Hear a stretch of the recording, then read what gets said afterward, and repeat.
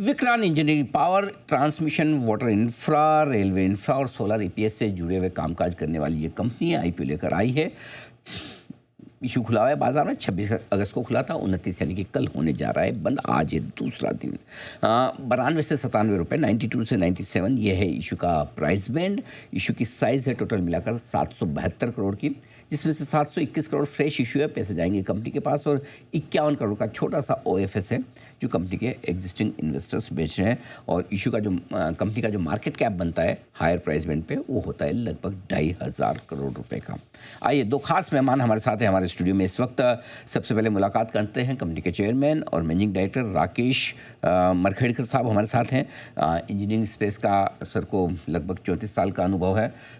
सम्राट Ashok technological institute से आपने इलेक्ट्रिकल इंजीनियरिंग में बैचलर्स की डिग्री हासिल की है। बिट्स पिलानी से आपने क्वालिटी मैनेजमेंट में मास्टर्स की डिग्री ली है। एलएनटी, वोल्टेज इंजीनियरिंग और साथ ही एमको, केआई जैसी दिग्गज कंपनियों के साथ काम करने का मरखेड़कर साहब का लंबा गहरा अनुभव रहा है। दूसरे खास मेहमान हैं हमारे साथ कंपनी के सीएफओ आशीष बहेती साहब, और आपने 2022 से आप कंपनी के साथ जुड़े हुए हैं। महर्षि दयानंद यूनिवर्सिटी अजमेर से आपने कॉमर्स में ग्रेजुएशन की डिग्री हासिल की है। सीएफए की डिग्री आपने ली हुई है, बिजनेस एडमिनिस्ट्रेशन में मास्टर्स की डिग्री ली है, और कई दिग्गज कंपनियों के साथ काम करने का और फाइनेंशियल सेक्टर का 18 साल से ज़्यादा का गहरा अनुभव आपका भी। आप दोनों का बहुत बहुत स्वागत है। सर, सबसे पहले आप समझाएं कंपनी के बिजनेस मॉडल के बारे में, एग्जैक्टली आपकी कंपनी क्या करती है? सर, हम लोग टर्न की प्रोजेक्ट लेते हैं इंजीनियरिंग, प्रोक्योरमेंट, कंस्ट्रक्शन इन 3 सेगमेंट में, और ये तीनों बहुत इंपॉर्टेंट है government of India investment point of view से। एक पावर सेक्टर है, दूसरा वाटर सेक्टर है, तीसरा रेलवे इंफ्रास्ट्रक्चर है। और हम लोगों का शुरू से ही बिजनेस स्ट्रेटजी गवर्नमेंट की एक्सपेंडिचर के साथ हमने अलाइन किया है, और उसी में पूरी हमने पिछले 9 साल से कंपनी की तैयारी की थी। और टचवुड हम बहुत ही शीघ्रता से जीरो से हाईएस्ट सिस्टम वोल्टेज 765 केवी तक लेके आए हैं, जहां लोगों को काफ़ी साल लगते हैं, 20 से 25 साल। बहुत मेहनत से, बहुत अच्छे कॉम्पिटेंस से हमने ऑर्गेनाइजेशन बनाया है। जितना हाई केवी वाली कैपेसिटी में जाए उतना ज़्यादा मुश्किल कम होता है। आज 4 से 5 ही हमारे कॉम्पिटिटर हैं। अच्छा। और हमारा महारत समय से पहले प्रोजेक्ट कंपनी में हासिल है। हमारे सारे प्रोजेक्ट समय पे कंप्लीट होते हैं, और उसके लिए हमको बहुत एडवांटेज मिलता है। और अगर आप 3 साल में देखें, हमारा one of the highest profitability दे रहे हैं हम कंपनी में।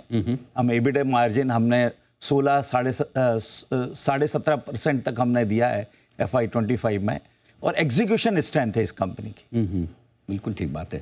अच्छा, आपने इंटरेस्टिंग बात भाई कि आप टर्न की प्रोजेक्ट्स लेते, तो जाहिर सी बात है सरकार के भी होंगे और प्राइवेट सेक्टर से। कितने प्रोजेक्ट्स आपके सरकारी डिपार्टमेंट? हमारा लगभग 80% हमारा बिजनेस सरकारी कंपनियों से, सरकारी कंपनियों से है, वो भी top notch. NTPC, power grid corporation of India limited, railways और state electricity board, water resource department etcetera, काफ़ी रिनोल्ड। और हमारा पूरा का पूरा जो बिजनेस है उसमें सेंट्रल गवर्नमेंट की भागीदारी, उनका फंडिंग अरेंजमेंट रहता है। 80% डायरेक्टली जो हम सेंट्रल गवर्नमेंट के प्रोजेक्ट्स हैं, और 20% जो प्रोजेक्ट हैं उसमें भी हमारा 60% जो है फंडिंग अरेंजमेंट सेंट्रल गवर्नमेंट की तरफ से। परफेक्ट। तो यानी कि सरकार के ऊपर काफ़ी कुछ, कितने पैसे जल्दी जल्दी वहाँ से आते हैं। अच्छा, बहेती साहब, आपसे जानना चाहता हूँ, ओएफएस तो छोटा सा 51 करोड़ का, कौन बेच रहा है जरा वो भी बताइएगा। लेकिन 721 करोड़ जो आपके बड़ा अमाउंट आ रहा है कंपनी में, उसका इस्तेमाल कैसे होने वाला है? सो ओएफएस जो 51 करोड़ है वो प्रमोटर्स का ही है, तो मेनली एक छोटा सा पोर्शन एक वो रख रहे हैं। अदरवाइज बाकी मेजर उनका इंटेंशन यही है कि पैसा कंपनी में आए। तो 721 करोड़ कंपनी में आएगा। और जैसे कि आप जानते हैं कि हमारा जो बिजनेस मॉडल है बहुत असेट लाइट बिजनेस मॉडल है। हमारा asset to turnover ratio FY25 में 101 रहा, जो कि बहुत अच्छा है इस इंडस्ट्री में। तो हम लोग ये जो पैसा है अगेन वर्किंग कैपिटल में ही इन्वेस्ट करने वाले हैं। नए प्रोजेक्ट अभी काफ़ी अच्छे आ रहे हैं गवर्नमेंट के, सो उसी में और अपना निवेश बढ़ाएंगे और ग्रोथ करेंगे। तो आपको ज़्यादा लॉन्ग टर्म बोरिंग की ज़रूरत नहीं पड़ती, वर्किंग कैपिटल ही चाहिए। ये बिकॉज हम लोग एक्चुअली किसी और के लिए कैपेक्स कर रहे हैं। तो हमारा जो प्रोजेक्ट है वो 1.5-2 साल में कंप्लीट होकर और फिर नेक्स्ट प्रोजेक्ट पे मूव करना है। किसी और के लिए कैपेक्स मतलब? जैसे गवर्नमेंट को इंफ्रास्ट्रक्चर डेवलप करना है, वो उनके लिए कैपेक्स है। हम एज ए एग्जीक्यूटर उसमें हमने किया उनके लिए, उनको डिलीवर किया और हम नेक्स्ट प्रोजेक्ट पे चले गए। अच्छा, वो प्रोजेक्ट खत्म हुआ, आपकी कैपिटल फ्री हो गई, फिर आप दूसरे प्रोजेक्ट में लगा सकते हैं। इंटरेस्टिंग। अच्छा, ऑर्डर्स के बारे में बात करते हैं। राकेश जी, जरा आप समझाएं इस वक्त ऑर्डर बुक किस तरह की है और कितने ऑर्डर्स आपके हाथ में और कब तक पूरा करेंगे? 2444 करोड़ के ऑर्डर हमारे अनएग्जीक्यूटेड आज की तारीख में है। और जो 1100 करोड़ इसमें से हम इस फाइनेंशियल ईयर में करेंगे। और हम लोगों का जो सबके टाइमलाइन 18 to 24 मंथ्स रहती है, हम ट्रैक पे हैं। और ये क्या order book, execution and working capital में ग्रोथ कैपिटल, ये तीनों की साइकिल हम बखूबी मेंटेन करते हैं, कहीं भी स्ट्रेस नहीं आने देते।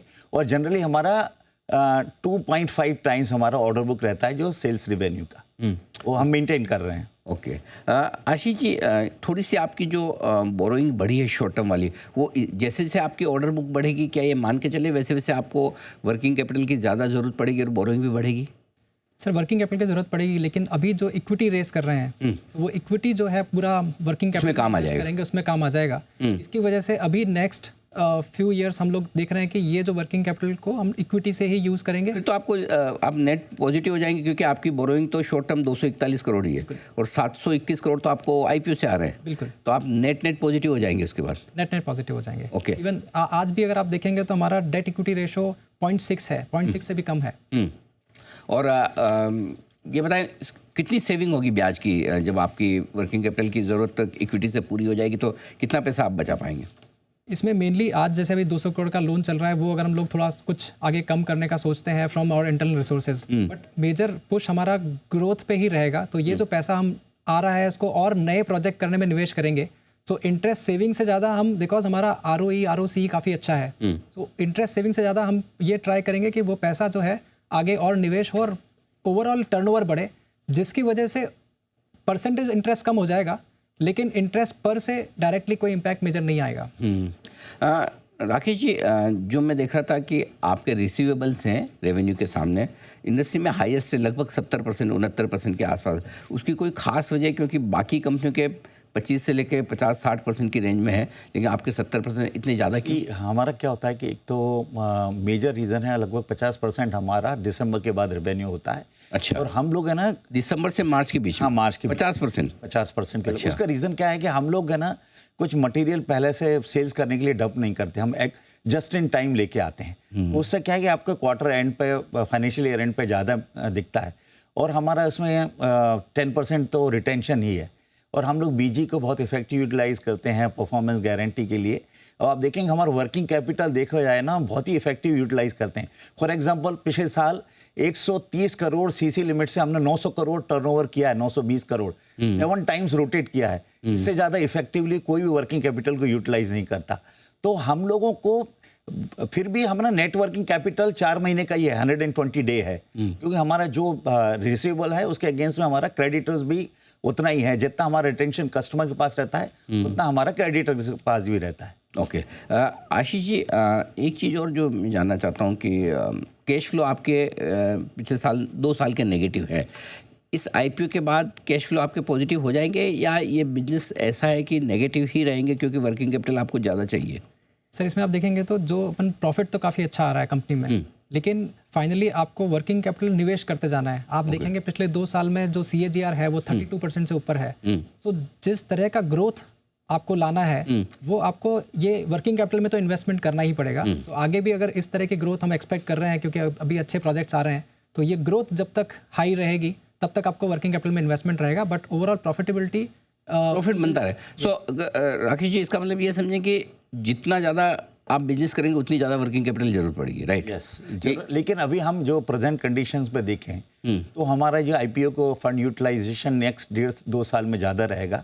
उसके बाद में हम लोग जो है नॉर्मल जो एक्वेरल से ग्रोथ करेंगे तो हमारा नेट वर्किंग कैपिटल पॉजिटिव हो जाएगा। ठीक बात है। 28 के बाद। अच्छा, उसके बाद अच्छा एक और जो आपसे मैं जानना चाहता था कि आपके बिजनेस में रिस्क क्या है, या क्योंकि आपके रिसीवेबल्स तो वैसे सरकार या सरकारी कंपनियों से तो आगे पीछे आ ही जाएंगे, देर से वो डिफ़ॉल्ट नहीं होते, लेकिन क्या अगर गवर्नमेंट पॉलिसीज़ कुछ बदलती है या गवर्नमेंट इंफ्रास्ट्रक्चर पे कम खर्चा करती है सरकारी, तो क्या वही एक रिस्क है? सर मैं बता रहा हूँ, मैं पिछले 35 साल से इस बिज़नेस में हूँ, और अगर आपका एग्जीक्यूशन सही है, हम जो देखते हैं, और अभी हम जो गवर्नमेंट का बिजनेस आउटलुक भी देखते हैं 10 to 15 ईयर्स का बहुत स्ट्रांग है। The government of India, the way उनका एक्सपेंडिचर प्लान है, विकसित भारत की स्कीम्स हैं, पानी में, बिजली में, और इरिगेशंस, और जो हमारे कैनलिंग में जहाँ जहाँ हमारा क्वालिफिकेशन डेवलप हुआ है, सब में अच्छे प्रोजेक्ट्स हैं। तो अगर हमने एग्जीक्यूशन सही रखा है, हमारे process controls, internal financial control place में है, एग्जीक्यूशन स्ट्रेटजीज बराबर हैं, हमारा टैलेंट हमारे पास सुरक्षित रहता है, तो रिस्क मुझे लगता नहीं है। ठीक बात है। चलिए, सरकार का फोकस है और कामकाज है, तब तक कोई दिक्कत वाली बात नहीं। बहुत बहुत धन्यवाद राकेश जी और भारती साहब, आप आशीष जी दोनों का समय देने के लिए, स्टूडियो में आने के लिए और अपने आईपीओ पर विस्तार से बातचीत करने के लिए। आज दूसरा दिन है आपके आईपीओ, राइट? बिल्कुल। और कल आईपीओ होने वाला है बंद। विक्रांत इंजीनियरिंग, ये थे टॉप मैनेजमेंट जिन्होंने बताया आपको अपने कंपनी के बारे में, आईपीओ के बारे में सारी डिटेल्स।